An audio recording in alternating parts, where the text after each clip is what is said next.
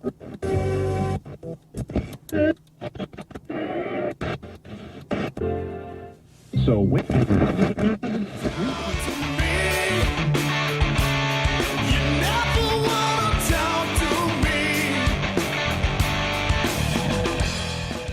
all right, everybody, welcome back to One on One. Today I have a very special guest.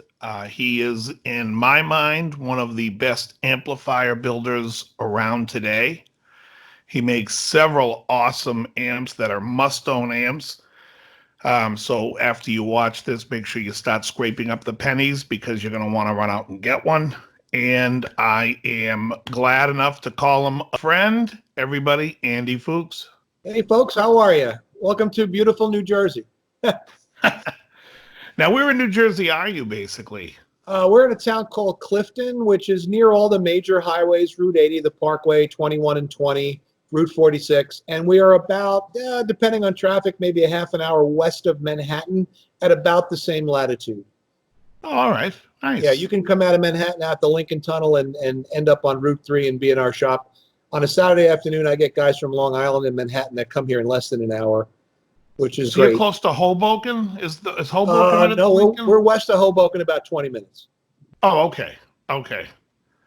Very good. You ever go to that? What's that bakery that that's on Boss? that cake? Yeah. Yeah, I go to a Saturday jam there, and very often, if when I get out of the jam, I'll try and get. The thing is, it's crazy. Sometimes it's double and triple parked in front of that bakery. You run in there to get 2 cannolis, and you come back and find a ticket. It's crazy Carlos, how busy it is. Right? Oh yeah, Carlos. Yeah. They opened one recently on the Promenade and 3rd Street in Santa Monica. Oh, nice. Yeah. All right. So Andy, why don't you tell everybody how you got started and what is your flagship? All that.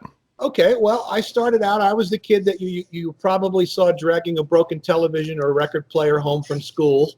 I walked uphill in the snow, both ways to school.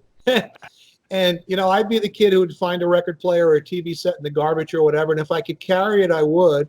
And if I couldn't, I would beg my mom or dad to grab the car. My pop had a 69 Chrysler, so you could put, a bunch of TVs in the trunk of that thing. And I would bring them home, and I started to play around with them. And my parents recognized that I had an interest in it. And they were smart enough to realize I could potentially kill myself if I didn't know what I was doing. So my father got me a job a block away from my house in the local TV store, which was run by a Korean War buddy of my father's, who was he got an engineering degree through the Army. He worked for Grumman Aviation on Long Island for a spell. And then he decided to start his own little TV repair shop. So I started out answering the phone, sweeping the floors, taking inventory, stocking the shelves, and watching him work. And eventually he came in with a milk crate full of Army and Navy electronics manuals from the government. And I was lucky that I was still at the cusp of vacuum tubes still being used. At that time, TVs were full of them and stereo equipment was full of them. So I had the opportunity to learn on tubes, which has been pretty much the bedrock of everything I've done since. So I started out there. He taught me. He was an excellent diagnostician. He could take a wet finger and touch a tube pin and hear a buzz and go, oh, yeah, that tube's no good or whatever. It was amazing. Wow. And from that, I learned how to use a scope and a meter and solder. And, my parents were encouraging. We'd go to what they called ham fests, where they would sell you parts and, scopes and tubes and sockets. And, I built myself stereo equipment, or I modified stuff. I built speaker cabinets. So they had kind of encouraged that.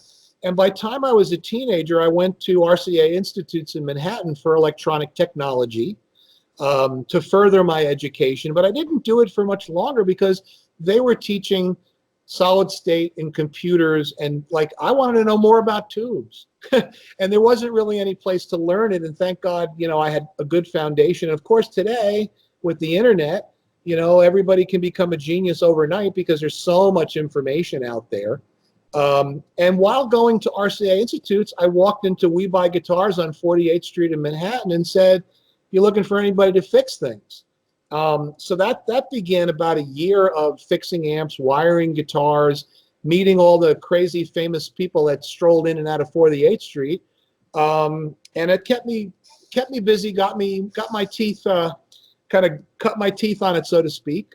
And then I kind of went from there to a company in Westchester that was actually building tube equipment for audiophiles, a company called New York Audio Labs. We were making vacuum tube stereo equipment for maniacs that still love that in their home stereo. Today, it's still a market. Oh, yeah. And I built along the way a lot of my own stuff. I serviced a Dumble, which kind of got me into the whole guitar amp thing. And I was impressed with what it did, but I also felt it could do more. So I kind of cloned a Dumble in a Fender Bassman that I bought, for $75 from somebody on 48th Street who couldn't sell it to anybody else. I built myself an amp. I integrated a reverb into it. I added an effects loop into it. I tweaked the circuit to my own liking and began gigging it. And what turned out to be kind of cool was somebody was like, man, that amp's great. Where can I get one? Well, how about if I build you one? And it's sort of, for a long time, it was, in the basement of my house. Actually, when we were first married, we lived in an apartment. Then we got a condo, and I was working out of the garage in my condo. I would go to local music stores in New York, Brooklyn, New Jersey, all over the place and pick up repair work. I'd strap my kid into a car seat, and we'd spend a Saturday. I'd take him to my mother's in Queens, drop my son off, go all over creation picking up broken stuff, then come back and pick my kid up, assuming he fit the car, and go back to Jersey, fix it, and do the same thing every week and get a check. And, it kept me going until I reached a point where my wife was like, we need to make more money. So for about 15 years, I worked in the architectural field. I actually sold camera systems, fire alarm systems, PA systems in churches and shopping centers, which for me was, tinker toys. It wasn't complex. How many speakers can I put on a wire? Where do I want to put the cameras? How many pull stations does a fire alarm need in a building? And that was about a 15-year run. I was making really good money. And what do you do when you're doing that? You start your own business. So I was driven to one heart attack, which was fun. I got I got 3 stents to show for it. Mm-hmm. And my father at the time started to get sick. We later found out my pop had ALS. Wow. So that sort of led me to, I said to my wife, I said, look, I love what I'm doing, but I can't have it kill me. The amp thing had started to get busy. I put up a website in '99. My brother-in-law is a big internet security guy. He works for a couple of pharmaceuticals. And he said, listen, this internet thing, kid, it's going to catch on. He said, basically, it's a 24-hour storefront to the world. So my son and I went out and bought a Sony digital camera that used floppy disks. Shows you how old we were. I recorded some sound files in a recording studio of me playing guitar over backing tracks using my amps. We built our own website on something that was called Net Taxi. It's like build your own website. We later bought Microsoft Front Page and tried to learn how to use it, and that didn't work out. So I ended up getting a web designer. But what was cool was while I was working during the day, my business was starting to grow. I would build an amp or build a subassembly or a sample of a circuit board, and I hired a woman from Craigslist on the internet who wanted to work part-time. There's a lot of my viewers who also used to hire a lot of women from Craigslist. Well, yeah, that's probably different. Maybe a little. It was the funniest thing. I mean, we chuckle about it. At that time, it was she shows up with her husband and her kid to make sure I'm not, some kind of predator or whatever. Right. And it worked out great. I mean, she was with the company, I don't know, 5-6 years. I literally taught her how to solder, how to read a resistor or a capacitor. I would leave her with a sample of a circuit board, and I would go to work. And she answered the phone. She would check my email, and she ran the shop that was in my house, in my basement. She had a kid. I knew her husband. She was legit. She was dynamite. So Joni was my first official employee. Yeah. And from that, we ended up at one point, I had 3 people working in the basement of my house. And my wife was like, our living room's got shipping crates in it. And I had a tractor trailer get stuck on my block trying to deliver transformers. And we faced the realization we should find a factory space. So we moved into a 1,500 square foot facility that lasted 2 years. And now I'm in my current facility, which is 5,000 square feet for 14 years. Wow. And the business is actually a little over 20 years old now. And, it employs a half a dozen, 6 or 7 people. My wife is basically the CEO and operations manager. She collects money, pays bills, makes sure orders get built. I'm still responsible for QC on whatever we build and ship. I'm still doing all the design work myself. We've got 3 lines of amps. We have a pedal line, and we also, over the last 2 or 3 years, started doing repair work. A bunch of local musicians came in, and out of the need for a quality repair shop, I had a good reputation in the area. And I've got a couple of competitors that are close by. They're quite honestly not all that good. Hmm. So, a guy would be like, look, it's been to so-and-so 3 times, and it's a black-faced vendor. Like, if you can't fix that, why are you in this business? Right. So we've now got sort of a third business here, or a third revenue stream that's actually very busy. And I've got myself and 2 technicians covering repair work. I will typically, I'll bring an amp will come in, I'll estimate it, I'll write it all up. My wife will call the customer and get it approved. Then it goes to another technician who'll finish the job. I'll check it out, bias it, make sure it was done correctly, and we're on to the next one. So we've got an efficient operation here as far as that goes.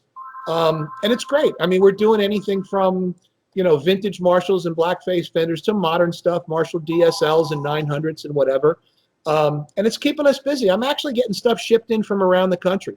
Wow. Guys are like, I hear you're the best. I got to send you my Celdano. I can't seem to Yeah. find anybody who can fix it.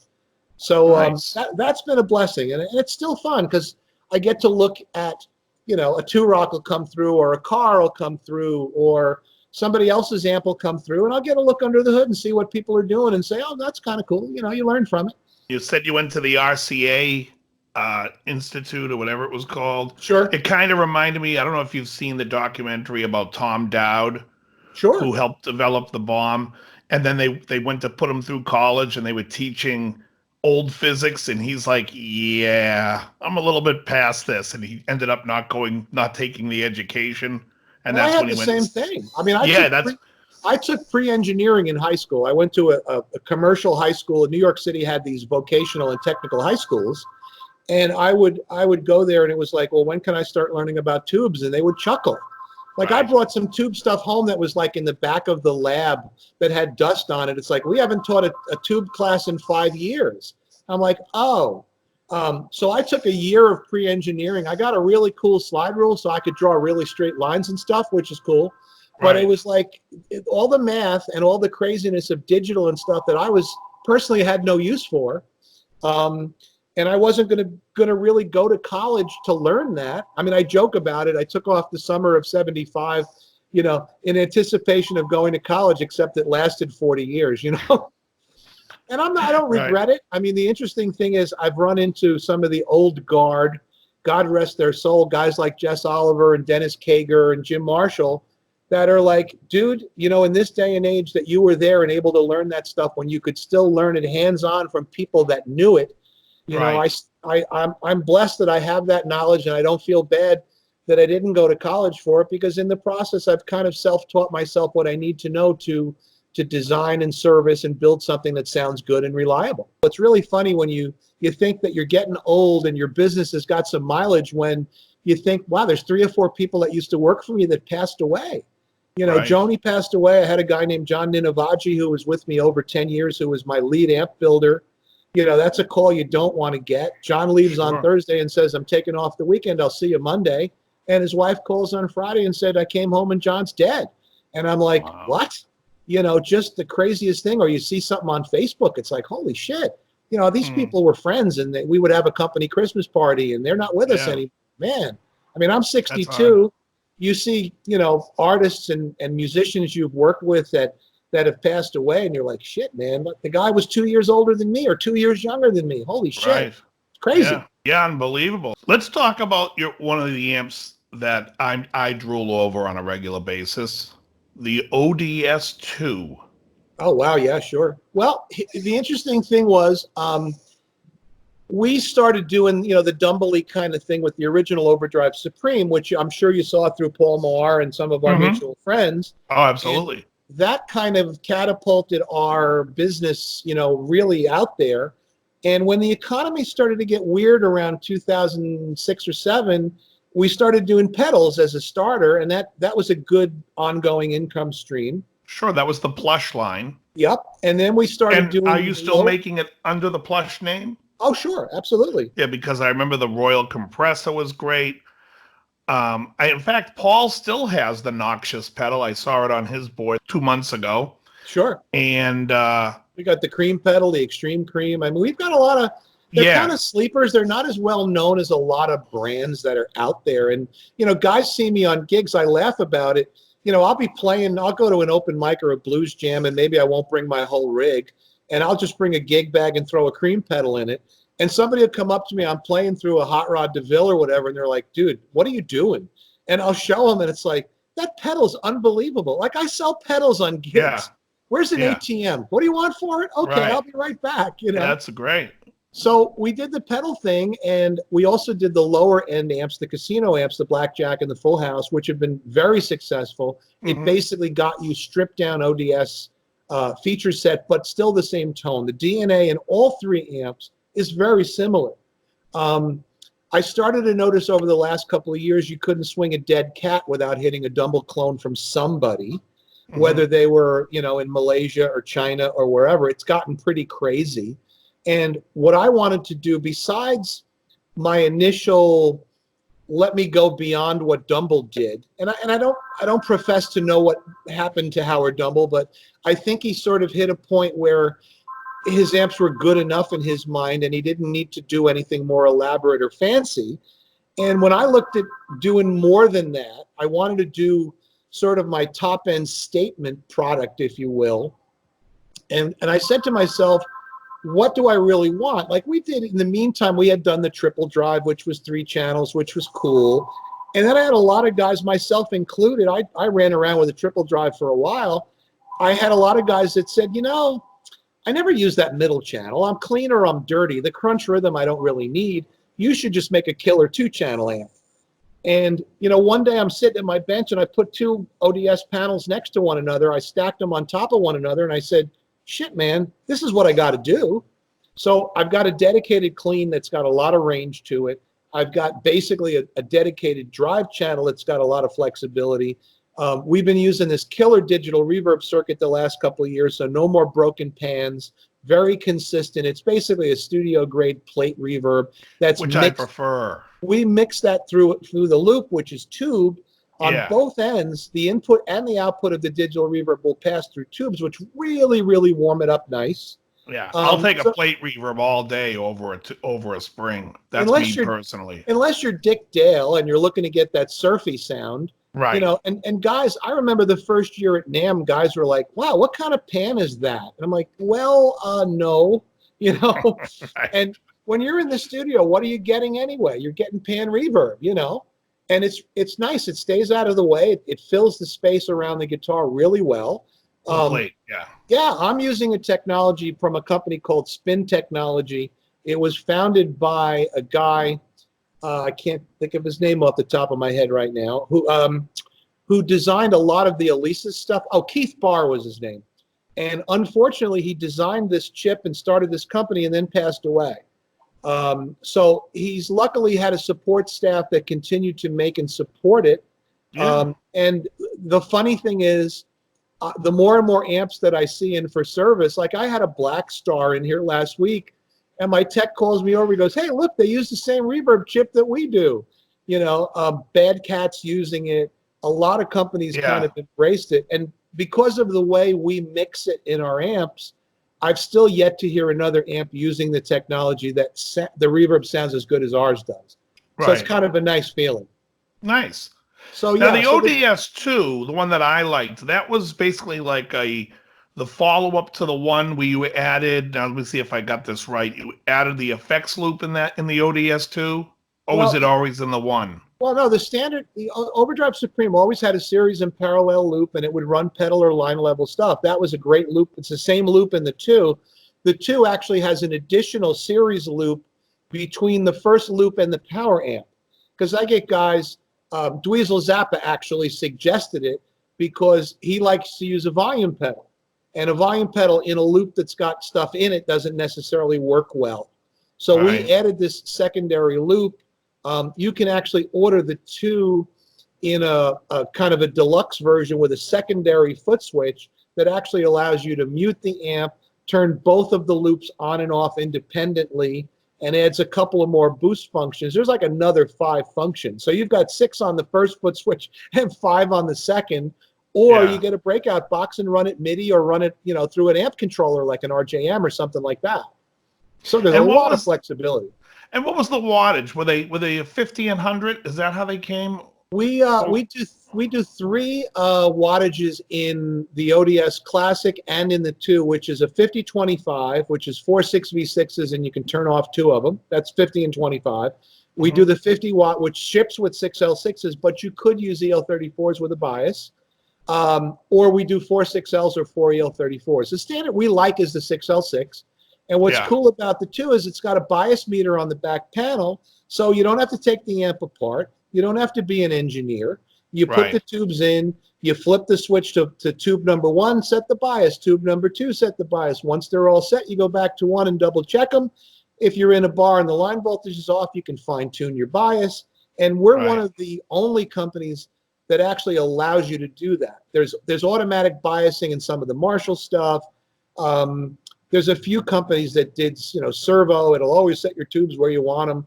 The cool thing with our function is if you want to run your tubes cold, you want to run them at 20 MA because they sound a certain way, you want to run them a little hotter, listen, it'll shorten your tube life, but if you like the way it sounds, crank it up, run 50 MA, I don't care.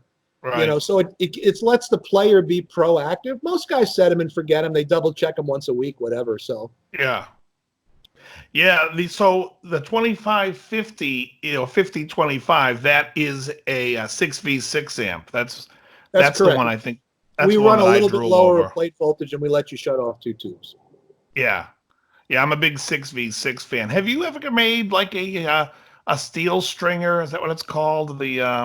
Well, we had a model called the Clean Machine, which was our take on the steel string singer kind of thing.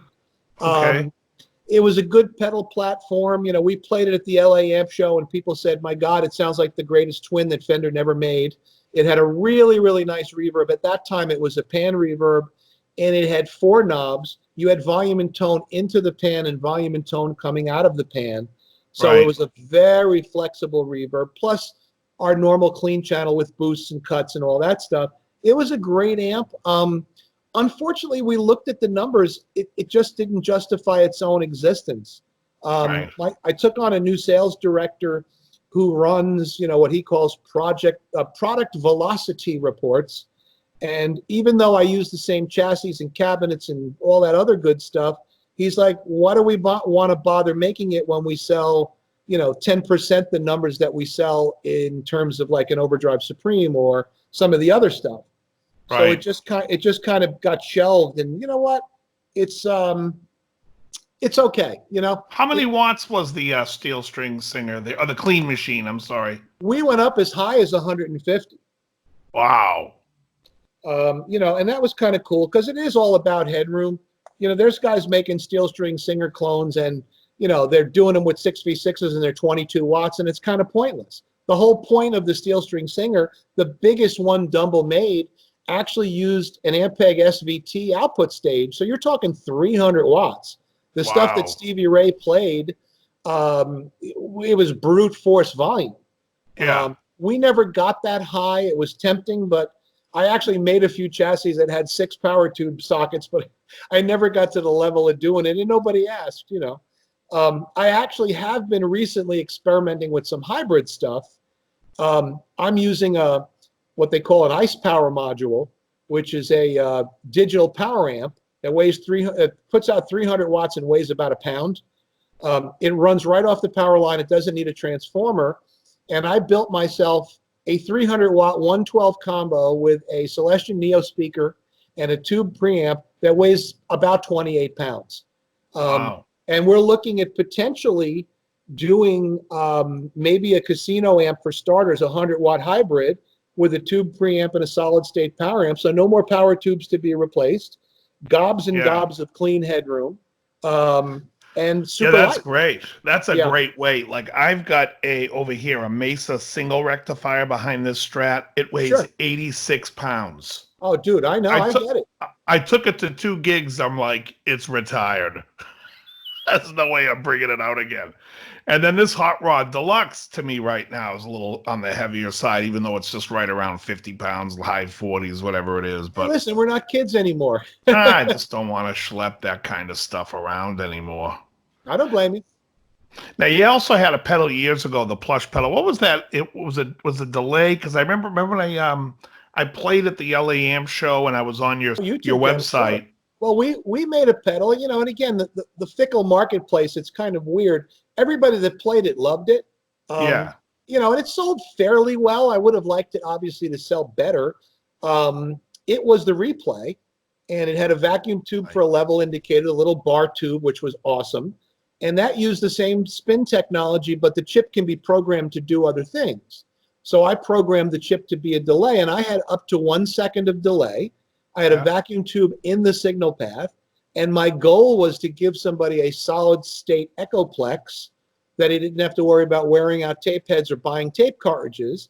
And I A-B'd to a Roland Space Echo, and I A-B'd to an Echoplex, and I was very comfortable that I had an organic, musical, natural-sounding delay that guys would dig. But again, it's funny, the marketplace is fickle. It's like, well, that's a lot of money. Well, look at what people are paying for Echoplexes and Roland Space Echoes, if you can find them, or a full tone tape. Right.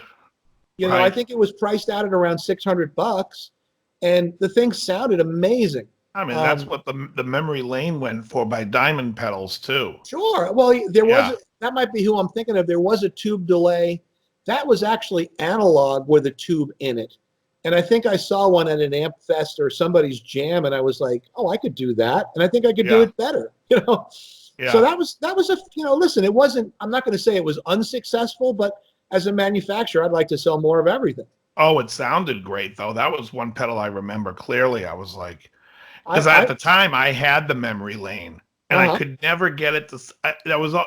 Like when you have gear and you're like, God, I wish this could almost does what you want it to do, but it doesn't. The sound's not quite there. Oh yeah. And I don't know if you do keep abreast of like other pedals or what's going on like with that. Well, I go to the gear page. I go on Facebook. I get all of the email blasts from all the magazines, Premium Guitar, who's got what new thing, or that kind of thing. I kind of slowed down in the pedal R&D. You almost have to run to keep up. What we do make is selling well. We've given thought to doing like an ODS type of a pedal, maybe with tubes in it. We've got a couple of ideas maybe we'll look at in the future. We're also planning, hopefully by year's end, to have some studio electronics out from our company as well. So mic preamps and compressors and things like that. Rack mount vacuum tube, that we built a couple of prototypes that we sent around to some magazines and some people's studios that we respected. We got some positive feedback, so we may be doing that later this year as well. Have you ever made, like, for yourself even, just like tube stereos, like receivers or anything like that for home? My own stereo at home, and I'm no longer an audiophile because I just kind of got old, and I know I don't hear as well as I used to. But at one time, I had a dual mono system in my living room that I had dual mono preamps, dual mono output transformerless power amps with tubes in them. I built my own tube CD player. I had a tube digital tuner. I had a straight line tracking turntable with a dual mono phono preamp. You could heat the living room with it. And my buddy used to say you could hear a mosquito fart on your stereo system. It was amazing. Bi-amplified, solid state powered subwoofers. I had a couple of JBL 15-inch drivers. I would play this system, and my father-in-law would be like, "Holy shit, you got Sinatra in the living room." I'm like, yeah, no kidding. I just reached a point where I wasn't using it. I was busy with the business. I was busy gigging. And finally, I had a customer come to the house. It was pretty funny. I repaired a couple of amps for him. He brought me some Macintosh tube amps. I overhauled them. I got them killing. And on the way out, he stops in the living room and he goes, "My God, your system's amazing." And I said, yeah, it's, I built it all myself. And he goes, "You want to sell it?" And I said, "Well, what's it worth to you?" And he threw out a number that kind of knocked me on my ass. I said, "How fast can you come with the cash?" So, my wife got her living room back. I paid a few bills. I put a big screen TV and a surround sound system into my den, and I'm the contented old guy, Yeah.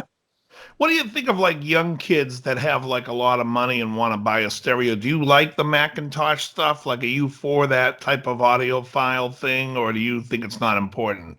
I think, if it's like anything. You could play a Squier Telly and it's really a good guitar for you if you're, Sure. Or you could go out and buy an Anderson or a Soar or a Fender Custom Shop. And if you appreciate it, that's great. I get that a lot of the guys that listen to my amps, not everybody gets it. It's a good sounding amp, but my Blues Junior is good enough. It's the same thing with stereo equipment. There's some really decent stuff being made out there. If you've got the hearing ability and you appreciate what a system like that does, hey, listen, why not buy the best you can afford? And Mac still builds a good product. I think the only thing I would say relative to Mac, like if you look at Audio Research or you look at Conrad Johnson or some of the other tube makers, they still build kind of a more refined product. I almost feel like Macintosh has become a little too Broadway. Like they've got a power amp that's got a meter on it that's like, 1.5 feet wide, this big decibel meter. And it's like, it's not about the meters. They've got the tubes are lit from underneath with LEDs. You can change the color. It's like, can't we just focus on making it sound good, I used to love the old Marantz. Oh my God, yeah. I had the Marantz tuner that had the oscilloscope in it to adjust your antenna.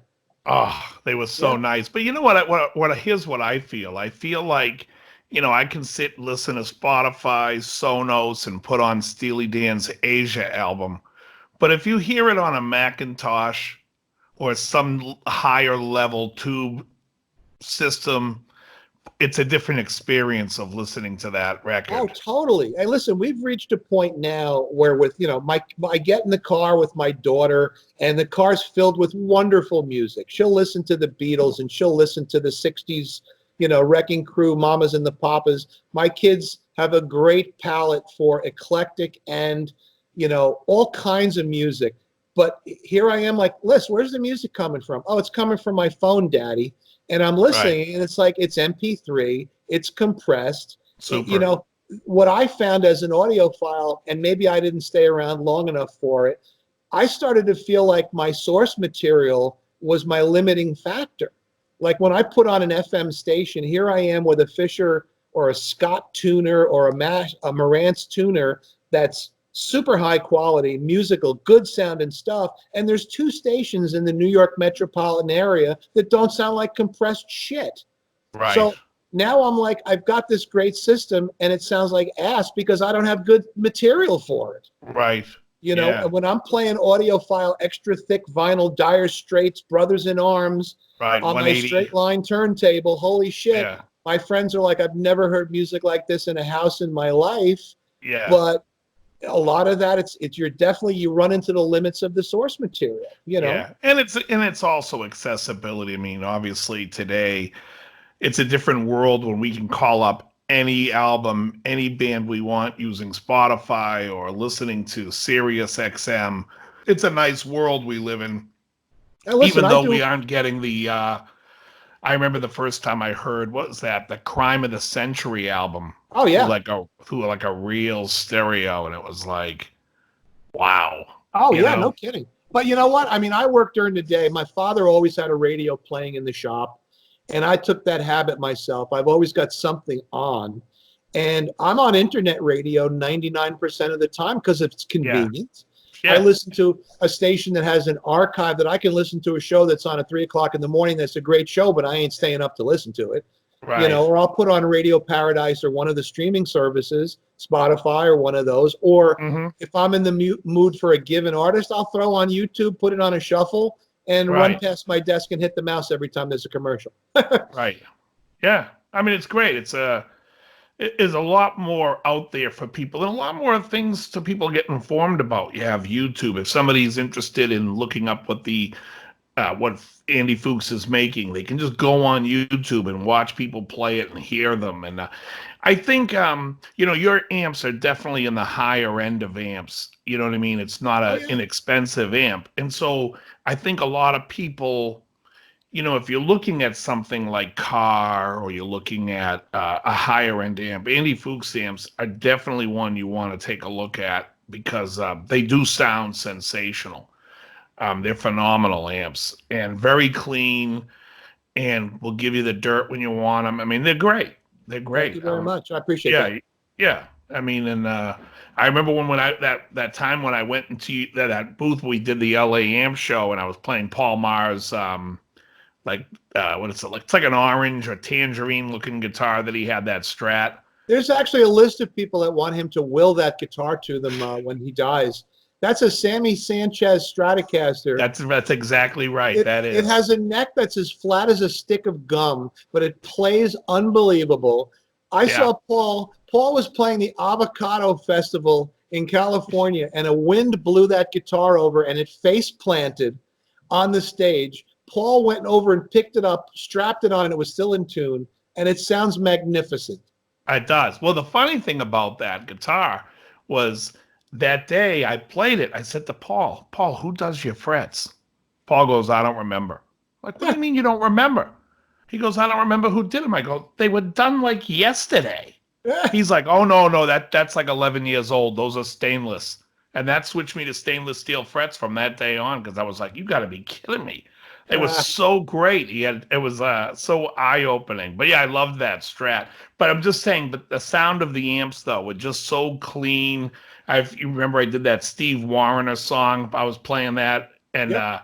what a beautiful sound. I mean, that is like the best that song that I've ever played out of your amp. It was that great.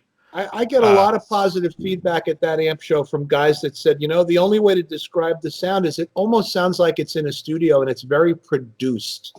yeah, There's a clarity and there's a detail. And I think a lot of that comes from the time I spent building audiophile electronics. Because the funny thing was when I started doing this, I was talking to Dennis Kager years ago.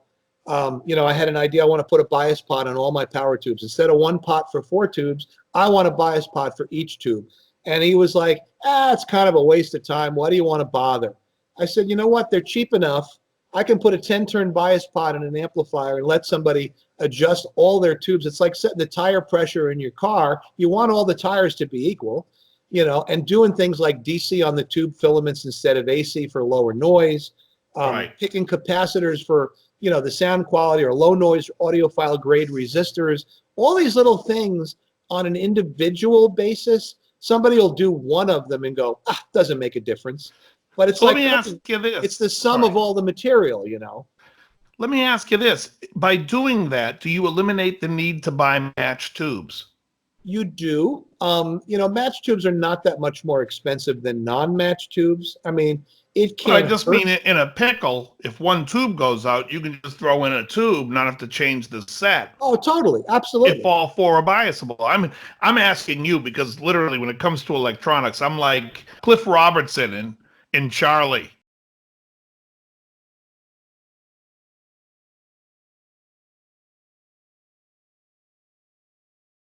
And it's not Nice. difficult to do. I mean, I have a video that's been on YouTube over 10 years. If you just put Fuchs bias into YouTube, you will actually see a video of me with an Overdrive Supreme and a meter and a screwdriver, and I Right. show somebody how to set the bias. And if you don't Nice. touch the things you're not supposed to touch, and that's always the big if, but if you Right. keep your hands away from where they shouldn't be, it's not difficult for somebody to hop in and Yeah. bias their own amp, you know. Yeah, usually when I hear someone play, I'm like, you shouldn't be touching the volume. Just keep that down. Oh yeah. Well, some people are better players than they are technicians. No, I'm just saying. Oh boy. So everything else. So where can people who distributes your amps and or do they go? Do you have a website I can tell people about? Well, absolutely. We actually just put up a new website. If you go to Fuchs Audio or Fuchs Audio Technology, same difference. The website is really, really good, very proactive. It splits into 3 websites from the homepage. You can go to my service page and see the kind of stuff that we work on. And that could be vintage hi-fi stuff. It could be guitar amps. It could be tape equipment for studios. It has a pedal section. It has an amp section. That's really the heart and soul of what we do. As far as products, you can go to, we deal with American Musical Supply as one of our distributors. Music Store Live is another one. Zounds has our stuff.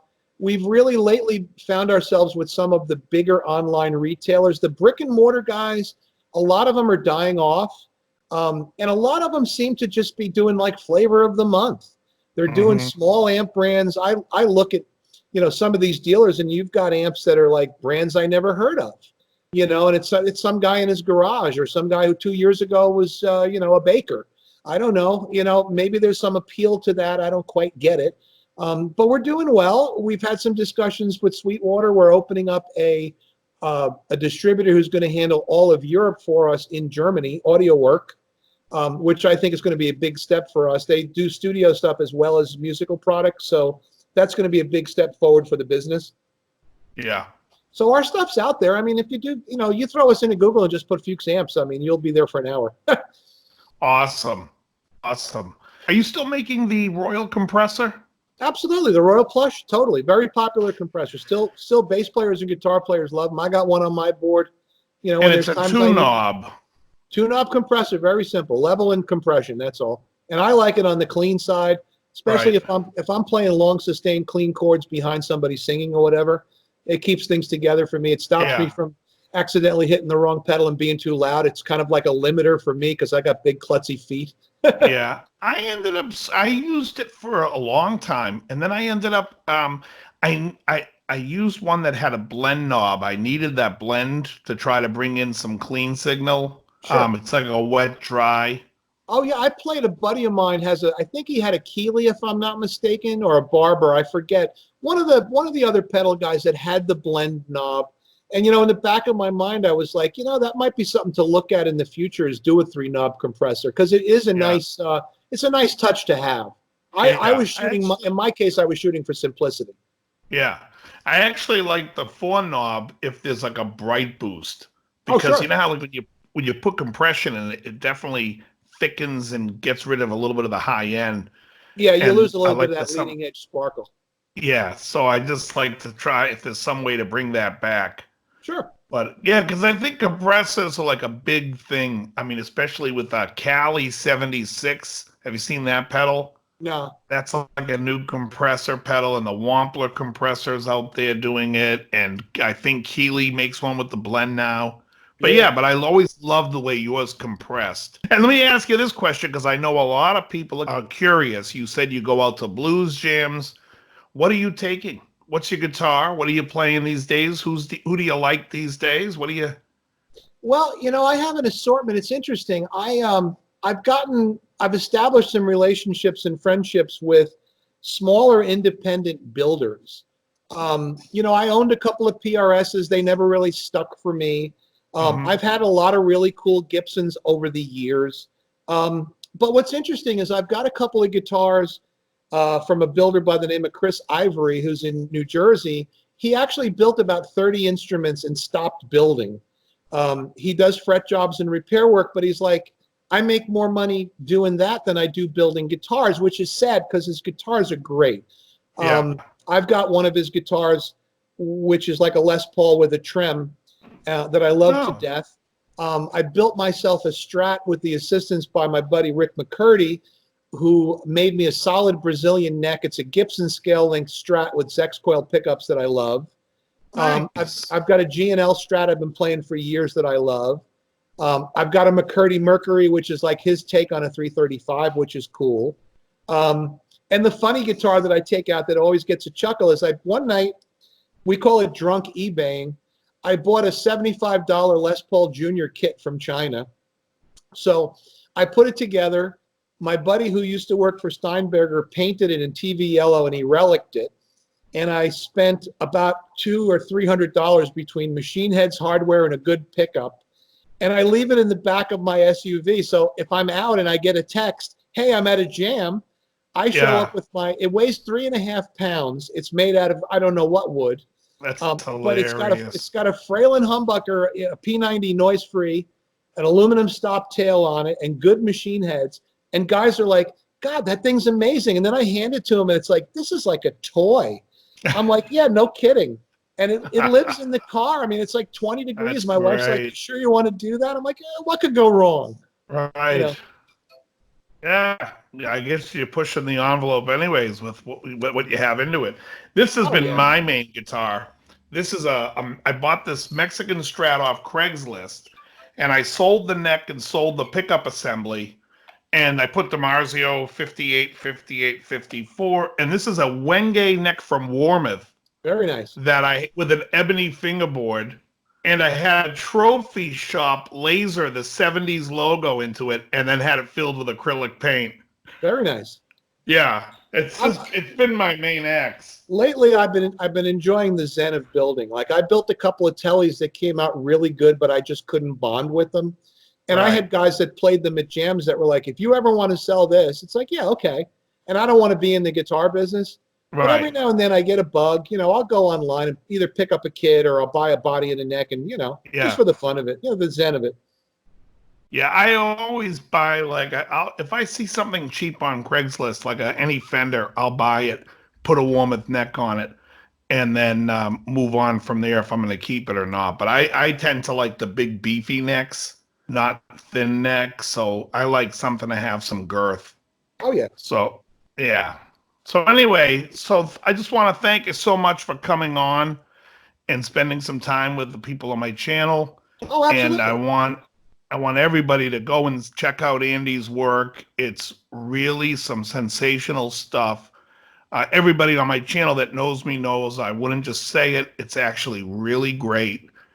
And I would have a back wall of them right now if I could afford them. I can't. Although I am going to get rid of a few of these. I never play them. They were Craigslist finds where I'm like, you're selling it for that? All right, I'll take it. Oh yeah, of course. Well, Yeah.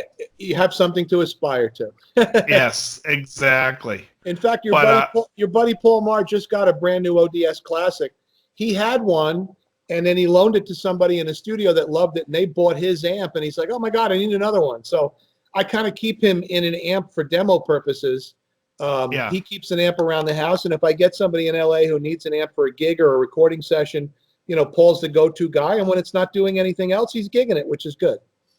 yeah, yeah. And Paul's a great player. A lot of Oh fun. yeah, no doubt. Super nice guy. I saw him and Amy over Christmas. I was out there visiting my brother, and I ran up there and saw them. Yeah, they're Yeah, doing well. Paul's having a yeah, good time. He's in a couple of bands. He's keeping busy, and yeah, we vacationed with them a couple of years ago. We had a great time. We love them to death. yeah. Oh, they're the best. And thank you so much for coming and doing this with us. Glad And I could. everybody, Andy Fuchs, and I will talk to you soon. I I'll look definitely forward to it. see you on social media soon anyway. Awesome. I I'll send appreciate you. it, brother. All Talk right. soon. Thanks. Be good. All right. Bye-bye. Very good.